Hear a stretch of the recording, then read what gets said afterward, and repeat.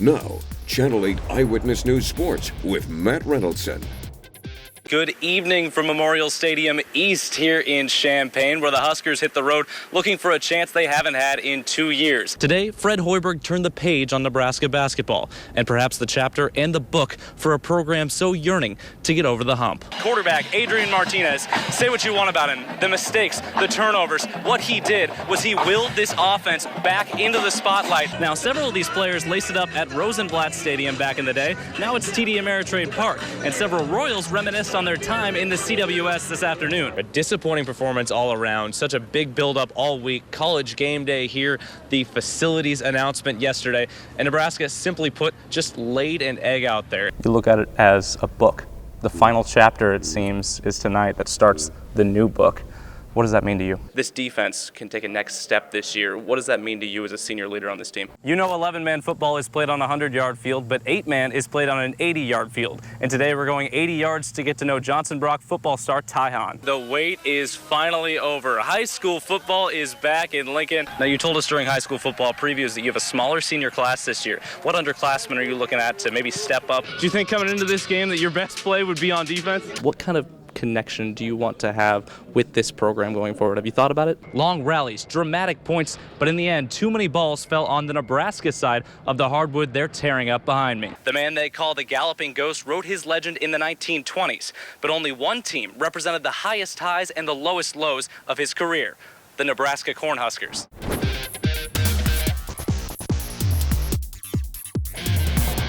Husker fans once again resetting the bar for tonight's number 1 versus number 2 matchup at the Devaney Center. Good morning and perhaps good night to several LSU fans that may still be enjoying the victory down in New Orleans. Sometimes it's hard to put numbers in the rear view, but I think we can officially put this in the past. The last 2 4-8 seasons are over with. Done. After being down 24-0 to Houston last week to come back from down 17-7 again, call Mahomes the comeback kid. It seems no team has a sweet tooth quite like Nebraska volleyball. After all, the Huskers are headed to their 8th straight Sweet 16. The local pro making it further than Tiger Woods in this tournament, so it just goes to show any given weekend, maybe we'll see Vermeer winning a tournament coming up here soon. Offensive coordinator Troy Walters announcing the indefinite suspensions of 2 Husker football players. For the first time in 4 years, they'll spend back-to-back seasons in the same defensive system. How wild is that? Continuity. Kind of a weird anecdote. I thought I saw Frankie Muniz, the former star of Malcolm in the Middle at the game.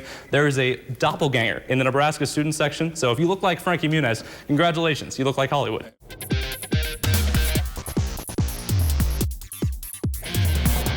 Week 2 of the high school football season is upon us. A chance for several teams to make a statement as a contender for some hardware. In the matinee, it's Seacrest. East and Northeast, first Austin Schneider on the run, but Northeast ball hunting.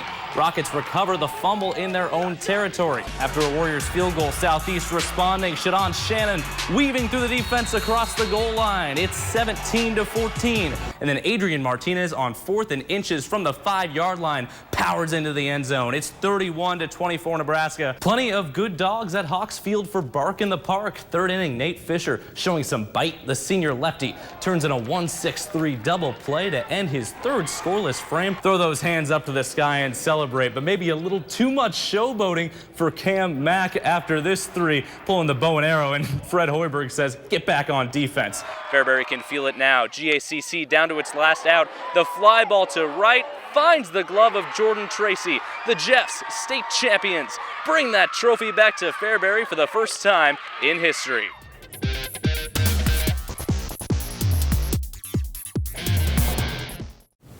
For the 1000th time, it has been my pleasure, ladies and gentlemen. And what a day of basketball for the Huskers and for yours truly. Kent Pavelka, a Nebraska voice and a Husker ambassador. From his very first game to his 1000th broadcast. You'll hear the horn and it will be history. A torch passed down from one legend. Man, woman, and child did that. Put them in the aisle. To another. Back out on the sideline, and Bear Jones with a 3 on the way. Oh, my! Holy cow, what an afternoon. Hope you enjoyed it. The voice synonymous with Husker basketball. A career behind the microphone, but a lasting image 44 years in the making. This is truly a homer. Like, he is with us. He's a legend here in Nebraska. He's been doing it for, 40-plus years. I mean, it seems like a blur. I mean, the first game, 1974, seems like yesterday. Kent Pavelka, a career staple of Nebraska athletics, has been everywhere. From his first game here at the Nebraska Coliseum in 1974 to decades here at the Devaney Sports Center. Plenty of wins and losses from 1976 to 2013. To Sunday, celebrating call number 1,000 here at the new home of Husker basketball, Pinnacle Bank Arena.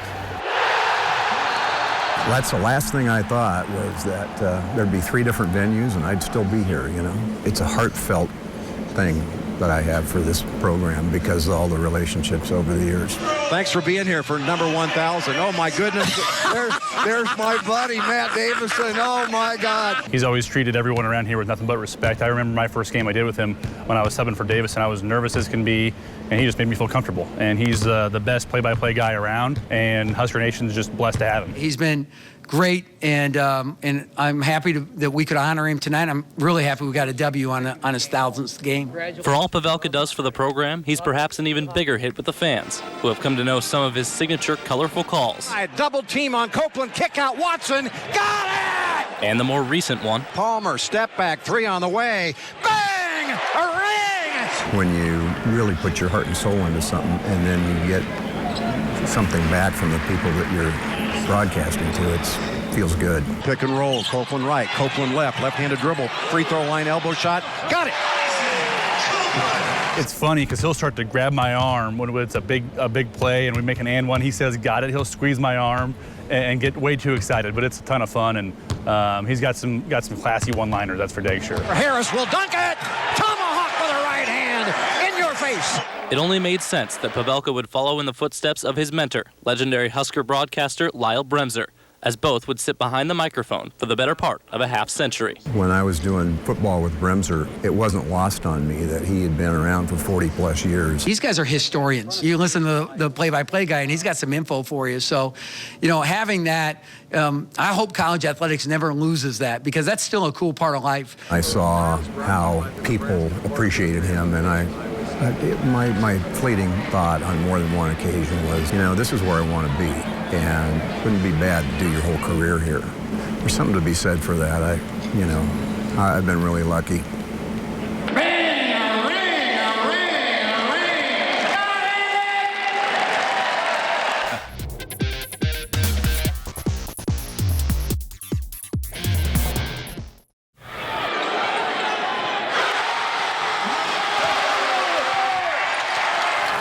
A 6'5" senior, number 3, Donovan Williams. The Navigators' star is back in the spotlight. After 8 months of recovery from a torn ACL, the senior standout and national recruit is back in full form. And the game belonged to Williams. 31 points and a big win in his return. But it wasn't always a sure thing. After the injury happened, I didn't think I was going to get back to this point at all. I was at rock bottom, but I feel like it was a blessing in disguise and showed that there's more to, to life than just basketball. You look at it as a book. The final chapter, it seems, is tonight that starts the new book. What does that mean to you? It means a lot. I was seeing all negative. It was all negative, nothing positive for about the first month or two. And then, the window opened where I kind of looked outside the box and thought about, the end. Like you said, the last chapter, which is coming back, proving everybody wrong. You took me to one of your rehab sessions. Some people think rehab gets easier as you go along, but you told me that's not the case. No, not at all. The first, about 6 weeks were pretty tough, just because I had to learn how to, how to walk again, I had to bend my leg again. People don't know about 90% of it. People think, they hear ACL injury and ACL tears, and they're like, oh, well, he'll be out for 8 or 9 months and he'll be back. But you don't see every morning when I'm in there, Tuesdays and Thursdays, I'm in there at 7 a.m. Working my butt off for an hour and a half before school. So, it's kind of like a book. You see the front cover and the back, but you don't see all the pages, You kind of just look past it. For the mental side of the game, how much did coaching and helping from the sidelines with your teammates help you become a better basketball player? It helped me a lot, Instead of, getting on my teammates and, yelling at them for each little mistake, I have to build them up. Let's go, Quad. There you go, Josh. And, I have to encourage them and, get the best out of them. It's not always, oh, you did this wrong, you did this wrong. It's, you did this wrong, but here's how you can fix it. you know, and I wasn't really doing that when I was in the court, and I realized that now since I'm on the bench, and you know, it changed me a lot as a player. Because I realized it's not all about me, you know, it's bigger than just Donovan. And if I don't get the best out of all these guys, we're 14 deep. If I don't get the best out of these 13 other guys, then, you know, getting state is not possible. Well, this is Donovan's story now, but your story doesn't end with the end of your high school basketball career. What's one thing that you want to show coaches that senior Donovan Williams can do? That I'm a program changer. I'm just that type of kid. You know, I love being around people. You know, I love being around kids. I'm just a nice guy. So, you know, and then basketball comes after that. I'm out there for a reason. You know, I'm not out there to test the waters. I'm out there to do what I have to do to win.